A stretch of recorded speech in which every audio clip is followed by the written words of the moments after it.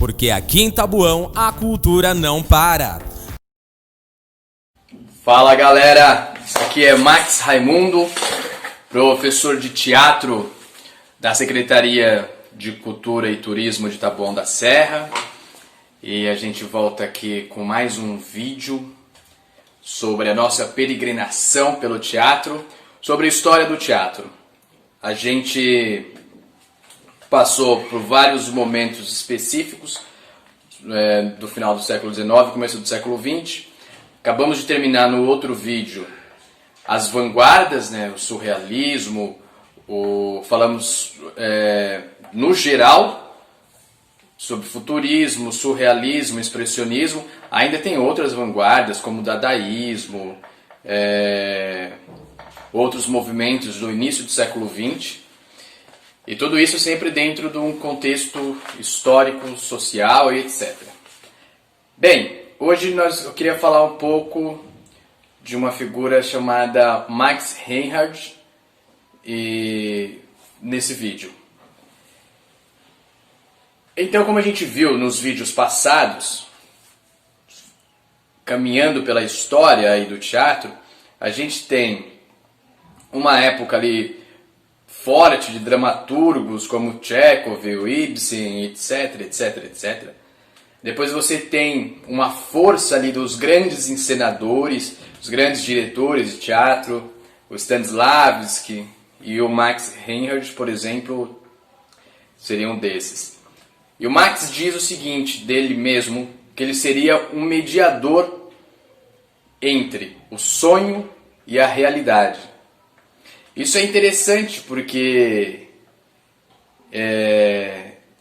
o que a gente viu lá, que o naturalismo ele tem um pé fincado na realidade, e tão fincado na realidade que ele faz uma cópia, como se tirasse uma foto da realidade e colocasse no palco, ou no livro, colocasse em cena, ou no poema, mas ele faz uma foto, uma fotografia e coloca em cena. Já o simbolismo e o que veio depois aí do naturalismo, não, é um contraponto a isso. Vai trabalhar com um mundo mais onírico, com o lugar da subjetividade do artista. Então tem uma transformação dessa realidade, colocando o dedo do artista, né? E aí é interessante pensar, né, sonho e realidade.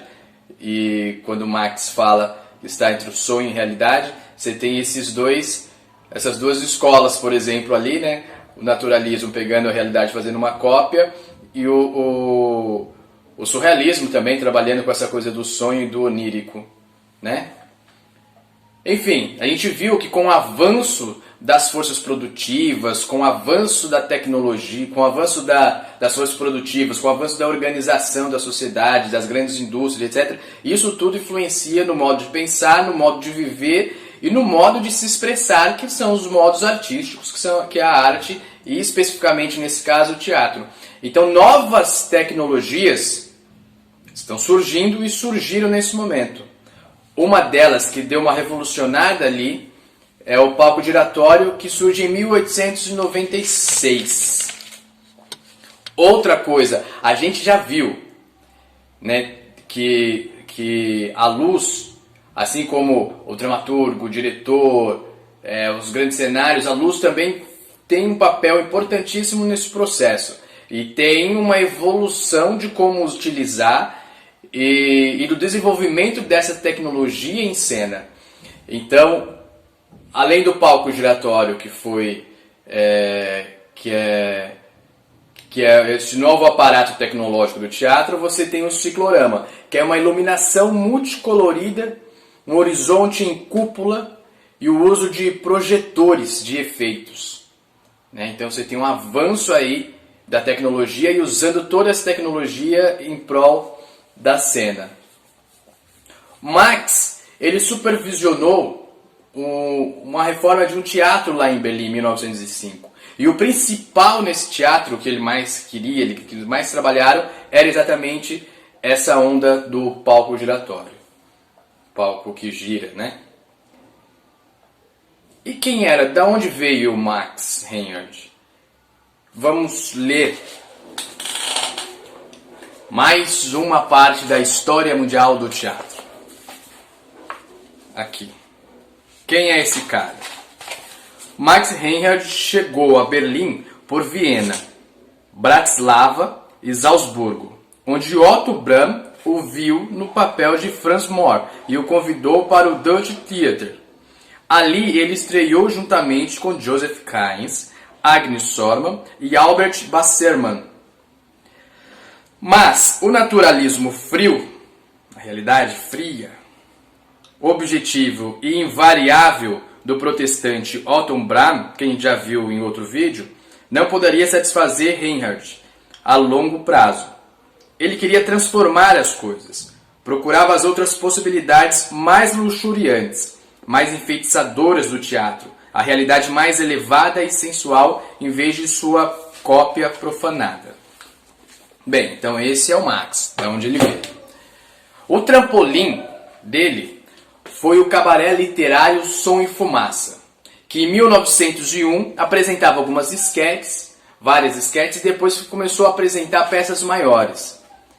E esse grupo, esse movimento começa com uma apresentação de um espetáculo beneficente para um poeta chamado Christian, que estava doente e incapaz de pagar o seu sanatório. O Max faz uma trajetória que passa de intérprete a diretor e depois a apaixonado empresário teatral em Berlim. Então ele começa ali como ator, depois passa para diretor, vai conhecendo todas as funções do teatro.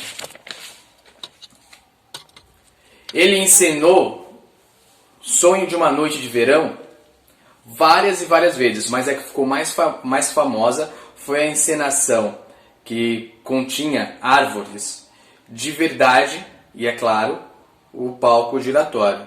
Também encenou Édipo Rei num espaço para mais de 5.000 pessoas, ou para 5.000 pessoas.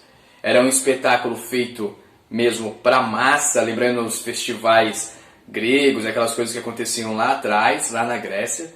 Era um espaço de festividade.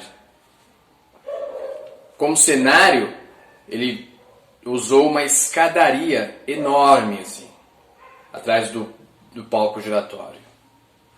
E como coro, dirigiu uma multidão em movimentos monumentais. Então você tinha uma galera que fazia os movimentos sincronizados, etc., formando o coro. Depois ele também apresenta Oresteia, que também é um grande espetáculo. E em 1920 ele apresentou Danton, e aí outra novidade, que aí ele transforma todo o teatro num tribunal. Mais de 100 atores estão na plateia, no público. Então aquela onda da quarta parede cai por terra e todo mundo está dentro da cena, inclusive o público. Hoje é comum se fazer isso no teatro, mas naquela época não. Então é um avanço grande ali. Esse processo de colocar todo o público em cena. Você acaba com a separação entre eu estou assistindo, eles estão encenando, e eu estou aqui passivo assistindo. Não, agora eu faço parte do que está rolando. Isso o Brecht vai desenvolver mais para frente, de forma mais profunda, colocar o espectador não só numa posição de passividade, mas numa posição de decisões e de reflexão no decorrer da história que está sendo contada. Ele não se apegou, Max, em nenhuma forma específica, como a gente viu lá atrás, ou autores específicos, particulares. Ele foi bebendo em tudo. Foi bebendo em cada coisa ali. Mas bem, como a gente veio falando, todo esse processo, ele tem um contexto. Ele tem uma história e tem um momento específico que está acontecendo. Ele não está acontecendo no nada. Ele está acontecendo em algum momento, com questões políticas, sociais, econômicas, etc., ali ao redor. Bem, nesse momento, em 1933, que é exatamente o momento em que o Hitler sobe na Alemanha, Você já tem o nazismo se aprofundando já anteriormente, né? Uma subida do Hitler nos escalões ali, mas quando ele toma o poder em 1933, o Marx escreve uma carta às instituições de Berlim, porque os nazistas nesse momento já haviam expropriado todos os seus teatros.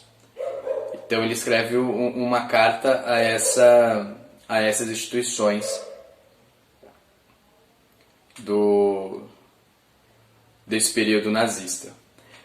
Entra agora, esse período é aquele período mais tenebroso, ou um pouco mais tenebroso da história humana, em que muitos intelectuais, Adorno vai falar sobre da dificuldade de se fazer poesia, por exemplo, depois de Auschwitz, da dificuldade de ver o quanto a humanidade chegou num lugar complicadíssimo. Então, nesse momento, esse é o fim aqui desse processo ali da história do Marx, como o Reinhard como empresário de teatro, etc, etc.